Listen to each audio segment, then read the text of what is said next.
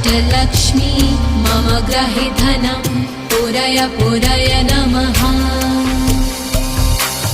ॐ ह्रीं श्रीं क्लीं श्रीं कुबेराय अष्टलक्ष्मी मम ग्रहे धनं पुरय पुरय नमः।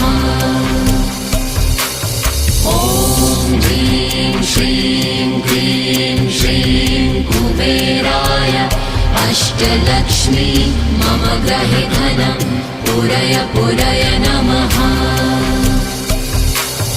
ॐ ह्रीं श्रीं क्लीं श्रीं कुबेराय अष्टलक्ष्मी मम ग्रहे धनं पुरय पुरय नमः। ॐ